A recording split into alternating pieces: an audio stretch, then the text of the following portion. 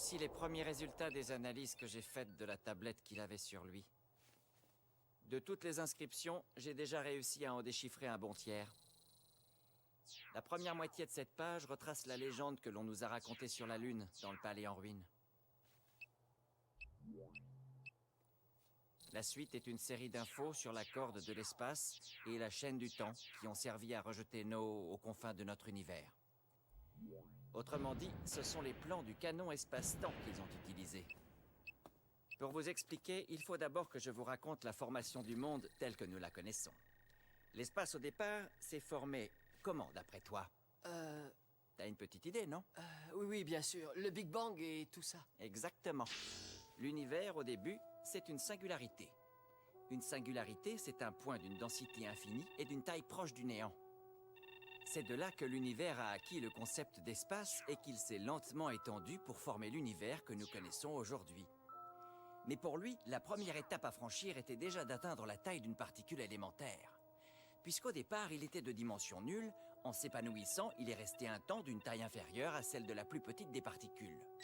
Ce temps est ce que l'on appelle le mur de Planck. On estime sa durée à 10 exposant moins 43 secondes. C'est l'étincelle de temps pendant laquelle No a contrôlé le monde, dixit la princesse de la Lune.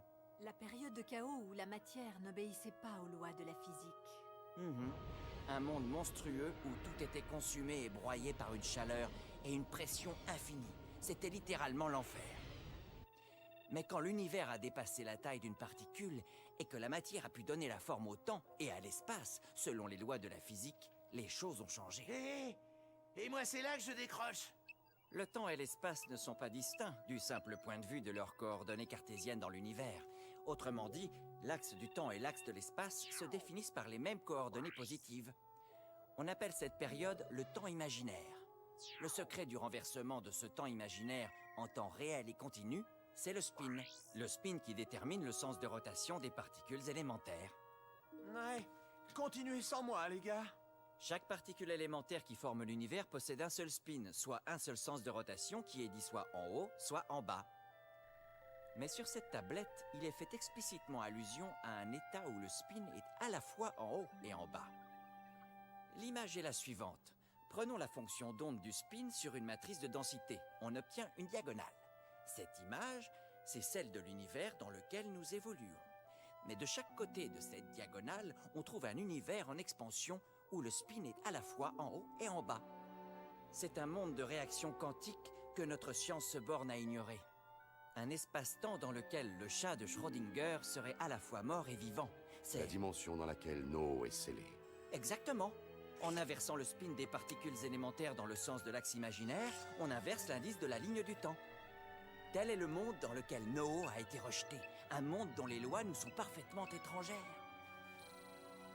Voici la carte de l'espace-temps que j'ai dessinée dans un espace à 8 dimensions, incluant l'univers de No tel qu'il est décrit sur la tablette. Si le point lumineux représente notre position actuelle, alors la nébuleuse du sablier se trouve dans l'autre côté du vortex. Du fait que la Terre, elle, y fonce en droite ligne, il nous faudrait aller plus vite que la lumière pour y arriver avant elle.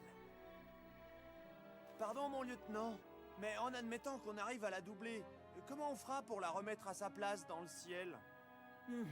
Elle n'a jamais quitté sa place dans le système Sol. Dans l'espace tridimensionnel, je veux dire. Mais le spin de ces particules élémentaires a été inversé. La marche à suivre pour fabriquer un canon à densité séquentielle capable d'inverser le spin est inscrite ici, en toutes lettres. Mais malheureusement, je n'ai pas encore réussi à la déchiffrer. C'est pas vrai. Le professeur Daiba travaillait depuis 5 ans sur cette tablette. Même pour moi, il est difficile de faire des miracles. Il y a un autre moyen. Et si on se servait de leur canon à densité séquentielle? Très malin. Il faut rattraper leur vaisseau et s'en emparer. C'est notre seule chance. Oui, c'est une idée. Et pendant que vous faites ça, je vais faire de mon mieux pour déchiffrer le reste de cette prose d'un autre âge. Au boulot! Au fait, j'y pense. J'ai une dernière chose à ajouter. L'espace imaginaire de No. Pour moi, il existe un endroit qui doit y être relié directement. Hein? L'esprit de chacun de nous. Une théorie prétend que les émotions sont des variations de densité dans nos vaisseaux cérébraux. Autrement dit, Chaque fois que nous pensons ou éprouvons des sentiments, le spin est à la fois en haut et en bas. Je sais, ça n'aide pas beaucoup. Mais je me disais que c'était peut-être une explication de la facilité avec laquelle ils entrent dans l'âme humaine. Pour l'étouffer sous la peur.